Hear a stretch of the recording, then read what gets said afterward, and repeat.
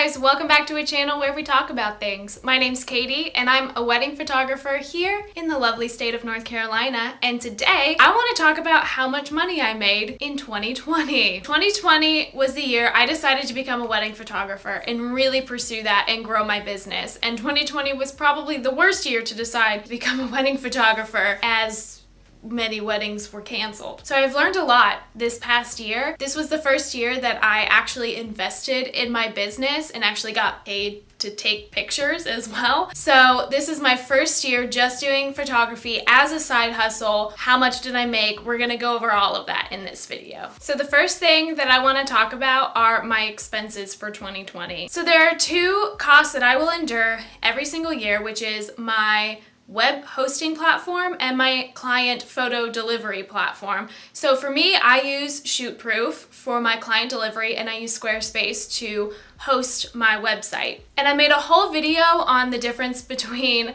Pixieset and Squarespace, why I made the switch from Pixieset to Squarespace and ShootProof. If you want to check that out, I'm linking everything up in the cards.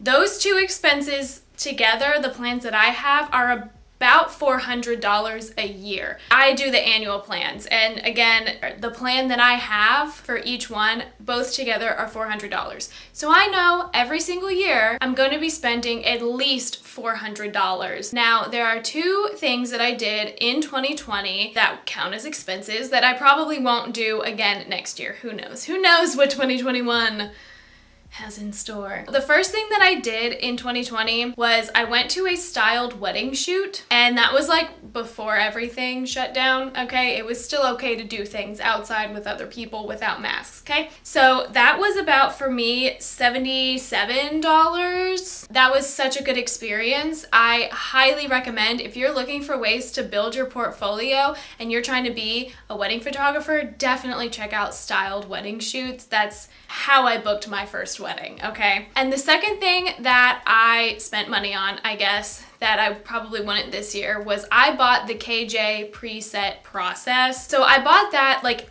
as soon as she launched it. I watched that YouTube video and I went and I bought the preset process, and that's really helped me with my editing game, and I want to do a whole video on it, like my review. I will say there's a learning curve with this preset process. I was pretty good with my editing, but I felt very stuck. I really just felt like they weren't at the next level, or the level I pictured them to be, or want them to be, and I didn't know how to get there. And I feel like this preset process has really gotten me there quicker. I still a learning curve. I'm still getting used to this process, but I think over time I'm gonna get my pictures exactly how I want them to be. I bought it when it first was released, and I think it was on sale, so I bought it for $119 or $120 or something like that. So I don't know how much it is now, but that was again a must-have in 2020. But that was pretty much it. That was all of my expenses that I saved.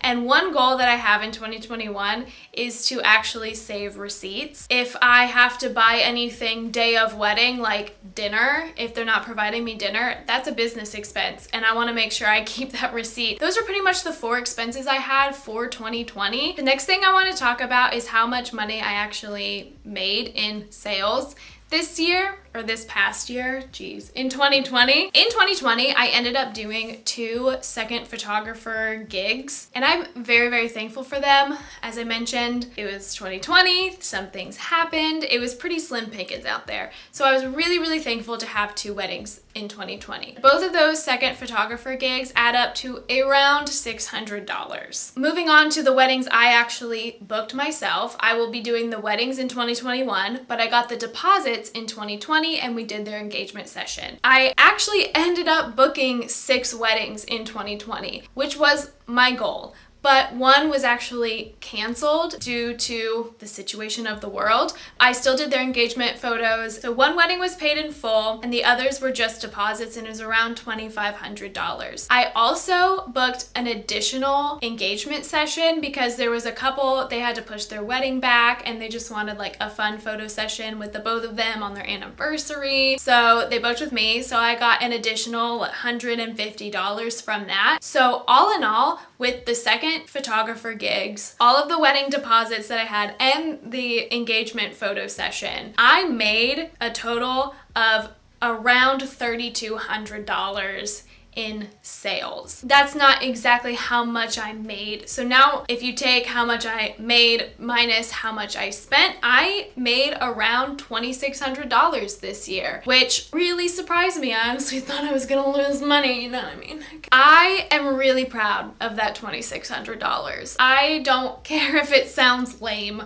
I don't care if people watch this video and think, wow, only $2,600. I'm so stinking proud of that $2,600. I have a freaking profitable business. What does that mean going into 2021? It means that I have a lot of potential. And I'm gonna make a whole video about what I bought in 2021. I know I'm filming this in January. I've already invested into my business to really take myself to the next level. And I just think I have a lot of potential and I'm growing. And another thing this tells me is really, I'm not ready to go full-time yet. Obviously, $2,600 a year. So I want to make a note that I work full-time. This is my side hustle. This isn't my full-time job. So if you're just starting out and you're thinking it could be a full-time gig in a year, maybe it is, but it's not for me. So I want to be real. I did make money, but I can't live on $2,600 in 1 year. Again, I have a full-time job. One day, who knows, maybe this will be my full-time job. I need to take a sip of my very full latte. I didn't spend very much in 2020, mostly because of the state of the world, but I see myself having a lot of potential and I'm really excited to see what 2021 holds for me and my business. That's gonna be it for today's video. Please give this video a thumbs up if you found it helpful or you just feel like it, and make sure to subscribe to the channel, and I'll see you next time. Bye!